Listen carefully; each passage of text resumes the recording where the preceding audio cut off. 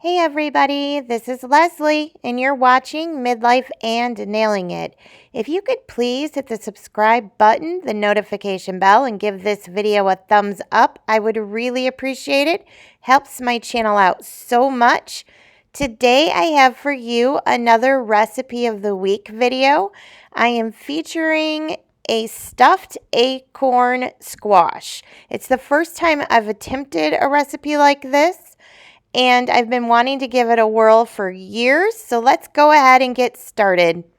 Okay guys, so the first thing that you're going to want to do is preheat your oven to 400 degrees. This is called an acorn squash. I did Kroger pickup and they cooked me up with these gigantic ones. I went ahead and bought 4. I don't know that I'll need all 4. I'm going to cut them up. I did not expect them to be this big, so I might just use 3. You'll have to kind of eyeball that yourself, you guys, because you just want to make sure you have enough filling for all of them. And so when you open these up, they have seeds just like pumpkins do. So you're just literally going to cut it in half, and then you're going to make it so it's stable on both sides. Unfortunately, Randy's not here right this second to hold my camera, so I am going to have to put my camera down to do this part. It's just a little rough cutting, true story, just like any squashes. So I'm going to have to do that. I wish I could show you this part, but I'm kind of on a time constraint. It's a little past dinner time. Actually, we're eating rather late tonight, and I got to get things rolling. And I could set up my tripod, yes, but I didn't. All right, so I'm going to go ahead and do that, and I will show you what it looks like with the seeds before I pull the seeds out. See how pretty they are cut? They look like little flowers. Oh, so cute. So of course I'm going to get a spoon in here and get all the seeds out on both sides. It's just like a pumpkin. You can tell what needs to come out and what needs to stay. Having said that, it is a pain in the butt to get through the skin here. I'm not gonna lie.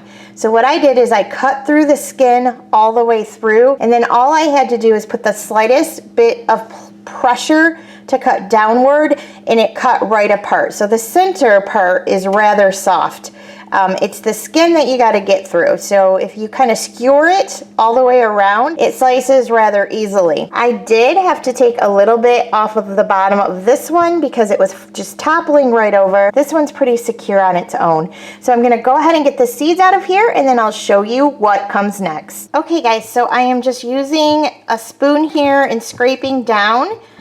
Just like I would a pumpkin. I just wanted to show you that really quick. It's coming out very easily. Okay guys, so real quickly, this is how they turned out, cut in half and all the inside guts taken out.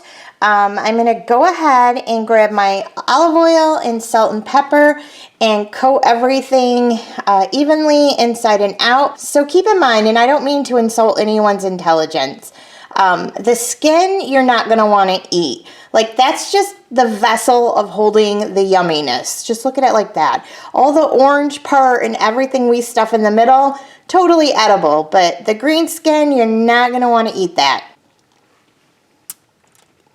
Oops, I'm just coming in with some olive oil, and I'm going to use my hands and kind of like rub this all in. Okay, so I am gonna go ahead and get this in the oven so these can roast up nicely.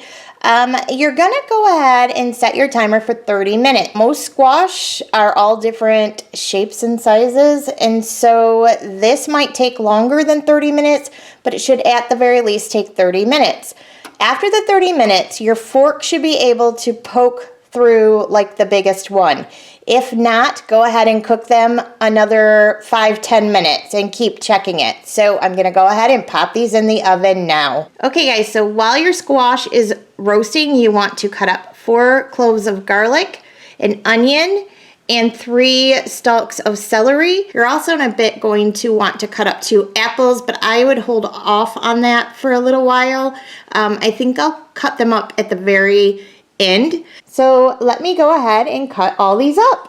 Okay guys, so my celery, onion, and garlic is all diced up, ready to go. Once again, please ignore the condition of my pots and pans. I'm aware that I need to buy a new set. Believe it or not, these are only like a year and a half old. They're Rachel Ray's, and I'm not super impressed with her pots and pans. I've talked about this before.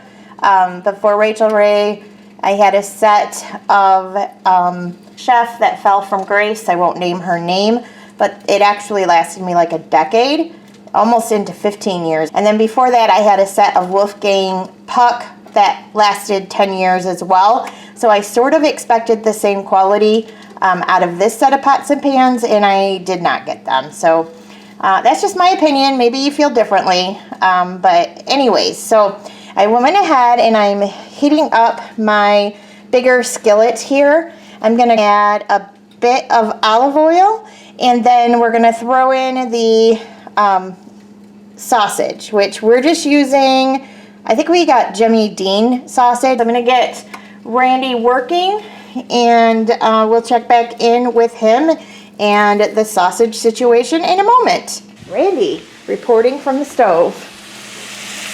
Well, so Randy, oh, go ahead. Randy wants to report for his own self. I was just browning up this sausage. It's going pretty good. I was doing it for a while and I realized that the cooktop wasn't on, so now it's going much quicker. Yeah, so that slowed us down a bit. Yep. But yeah, so we're going to cook this up, and then in a minute we're going to pull just the sausage off. We're going to throw our onion and celery and garlic back into the sausage grease, I guess. That's what the recipe calls for. So I'll be back when we're to that part. Okay guys, so I went ahead and used this spoon. You want something with some kind of holes or slots or whatever. And I pulled off my sausage. I'm going to set this aside. I've got my bits and my grease kind of going here. I'm going to go ahead and add in my chopped onion, celery, and garlic. Okay, so I'm just adding that all in my pan now, and Randy's gonna go ahead and kind of cook that up, stir it around, cook it up for me, and I'm gonna cut up my apples. So I went ahead and chopped up 2 apples. I also took the skin off. You could leave the skin on, but I took it off for this for us.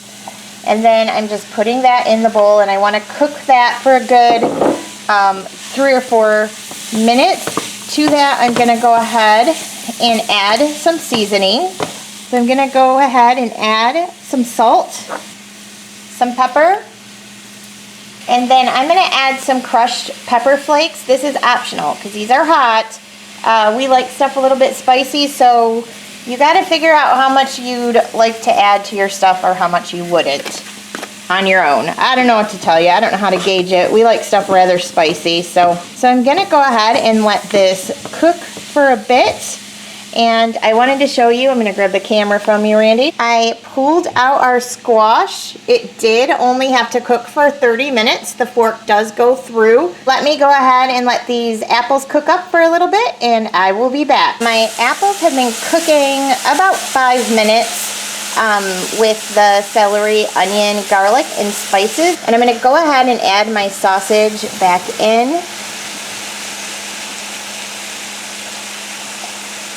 And you could use any sausage that you wanted here, you guys. It's, you know, it's sausage. You just want a pound of it. So I'm going to go ahead and mix this up and let it kind of cook together for another 4 minutes or so. And then we are gonna stuff our acorns, and then I'll show you how to make the topping. I've got a little bit of a bigger spoon, and I'm just gonna fill these to the top. Hopefully I have enough stuffing. We'll see. I cannot tell you how good this smells.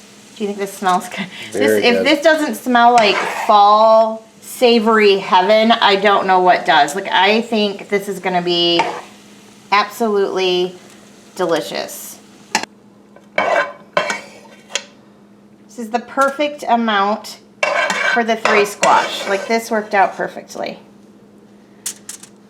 Okay guys, so this is what my acorn squash look like stuffed. Now we're gonna make a bit of a topping out of breadcrumbs and some grated Parmesan cheese. You're gonna need a 1/3 cup of breadcrumbs, and you can use any breadcrumbs that you'd like. If you have panko, you could use that, or Italian breadcrumbs. This is just, I think I'm using the progressive breadcrumbs. It's just the regular breadcrumb. I'm gonna go ahead and add that to my bowl. And then I'm gonna go ahead and add a 1/3 cup of grated parm. You could grate this yourself, but they've got tons of brands that do the work for you, and that's the kind of gal I am. So I'm gonna go ahead and mix this up and then sprinkle it evenly on top of all of my acorn squash. Okay, so actually I'm looking at this as I'm stirring it up, and I feel like I need to add a little something, like olive oil, butter, something. I don't know how this will crisp up real good if there isn't some kind of fat added. Like I think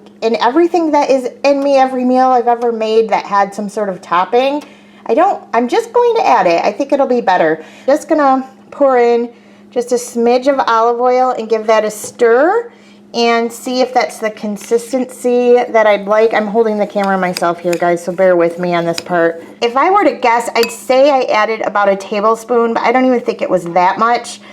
You don't want it soaking wet, but you want each little bit to be a little bit wet. Does that make sense? I don't know. You want it to kind of look like this. So I'm gonna go ahead and sprinkle this on the top. And I'm just coming in with my hands and sprinkling on the top of all of my squash. This guy's a little lop because I couldn't cut through the stem to save my life, so lopsided he will remain. Okay guys, so this is what my squash look like right before they're gonna go into the oven. It's still at the 400 degrees. I'm going to cook them I don't know, for about 15 minutes, and you want them to be brown on top. If they are not brown, go ahead and cook them another 5 minutes. Okay guys, so these only took the 15 minutes, and this is what they looked like finished. So Randy and I are getting ready to plate these up really quick, give them a try, and let you know what we think. So this is what they look like plated up. Randy, you coming over to give these a whirl? All right, we're gonna give these a whirl, guys. Okay, guys, Randy's giving it a try. Oh, wow. Yeah? Very good. It's seriously wow. Very good. Very good.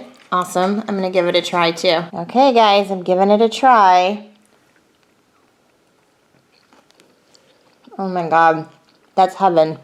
Okay, so these are definite, like... Very good. 9 out of 10, 10 out of 10. All right, guys, so Randy and I both think these are absolutely 10,000% delicious. So give these a whirl. These are really worth it. And if you are having a few people over, or when you can have people over, depending on where you're at in the country, this is pretty impressive stuff, man. And it definitely tastes like fall. It is so good. Thank you so much for watching, and we'll see you soon.